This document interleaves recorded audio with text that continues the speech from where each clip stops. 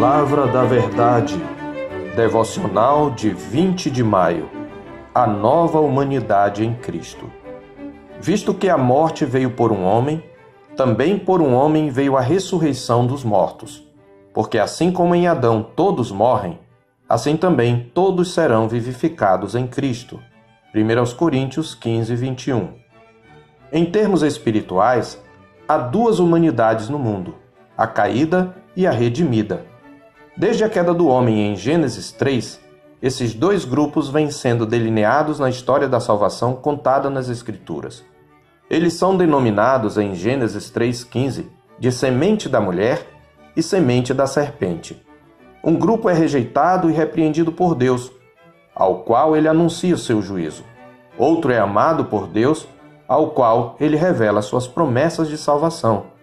Eles são opostos entre si quanto à sua origem e destino, e não há meio termo, nem se pode ficar em cima do muro.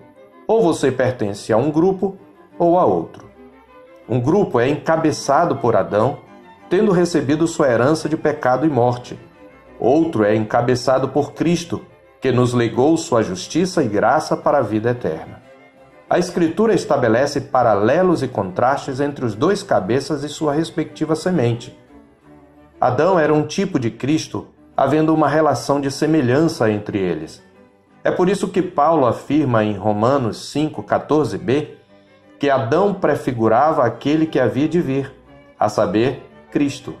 Portanto, Adão e Cristo são correspondentes, porque cada um é protótipo, representante e cabeça da humanidade.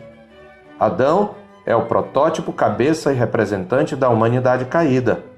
Cristo, o segundo Adão, é o protótipo, cabeça e representante da humanidade redimida.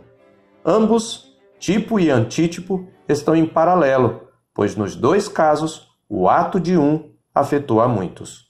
Por outro lado, há também um contraste entre a herança legada por Adão e aquela concedida por Cristo, o segundo Adão. E nesse contraste, a Escritura revela a superioridade de Cristo sobre Adão. Em Romanos 5, de 12 a 21, por exemplo, Paulo mostra a sublimidade e o alcance da obra redentora de Cristo sobre a herança de Adão. Primeiramente, ele mostra que Cristo é superior a Adão quanto à natureza da sua obra.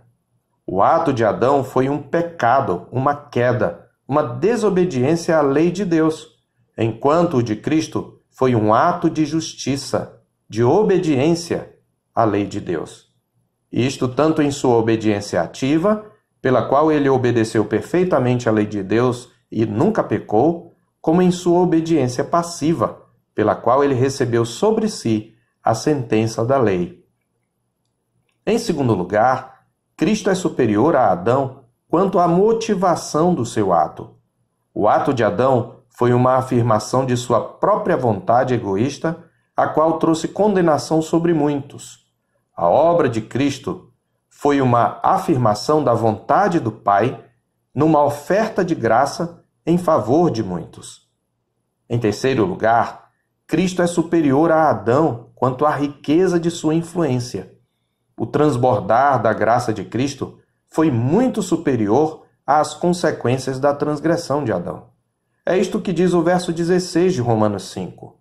Porque o julgamento derivou de uma só ofensa, a de Adão, para a condenação, mas a graça transcorre de muitas ofensas para a justificação. Em outras palavras, muitos pagaram pela dívida de Adão, mas Cristo, o segundo Adão, pagou a dívida de muitos. Em quarto e último lugar, Cristo é superior a Adão quanto aos resultados de sua obra. O ato de Adão trouxe corrupção, condenação e o reinado do pecado e da morte sobre todos os homens, enquanto que o transbordar da graça de Cristo, o segundo Adão, trouxe restauração, absolvição e o reino da graça e da vida. Na verdade, por meio de Cristo, nós reinamos em vida pela fé, como diz o verso 17 de Romanos 5. Em 1 Coríntios 15, de 45 a 49, Paulo fala da ressurreição dos mortos em Cristo no último dia. Ali Cristo é claramente chamado de último Adão. O verso 45 afirma que o primeiro homem, Adão, foi feito alma vivente. O último Adão, porém, é espírito vivificante. Como o último Adão, Cristo, portanto, é o protótipo de uma nova criação, de uma nova humanidade. Por isso, aqueles que estão nele fazem parte dessa nova ordem de vida que ele inaugurou na sua primeira vinda e consumará na sua segunda vinda, quando serão semelhantes a ele todos os que nele creram, como diz o verso 49. E assim como trouxemos a imagem do que é terreno, devemos trazer também a imagem do celestial. Mas o gozo dessa nova condição não é uma coisa apenas futura. No presente, os redimidos já desfrutam um antegozo dessa nova vida. Isto porque em Cristo eles não estão mais separados de Deus, mas reconciliados com Ele. Eles não são mais inimigos de Deus, mas seus filhos. Não são mais escravos do pecado, mas livres para servir a Deus. Não estão mais mortos em seus delitos e pecados, mas estão vivos para Deus em Cristo. Eles pertencem à nova humanidade. Que bendito consolo e que alegria indizível pertencer à nova humanidade. Mas é preciso que se diga que todos esses fatos somente se aplicam àqueles que estão em Cristo, àqueles que estão unidos a Ele pela fé. Em 2 Coríntios 13, verso 5, a Escritura nos exorta: examinai-vos a vós mesmos, se realmente estáis na fé. Provai-vos a vós mesmos. Ou não reconheceis que Jesus Cristo está em vós? Se não é que já estáis reprovados. Diante dessa exortação, eu pergunto a você: a qual humanidade você pertence? Você pode dizer que está em Cristo ou ainda permanece em Adão? Eu sou o pastor Marcos Augusto, pastor da Terceira Igreja Presbiteriana de Boa Vista, em Roraima.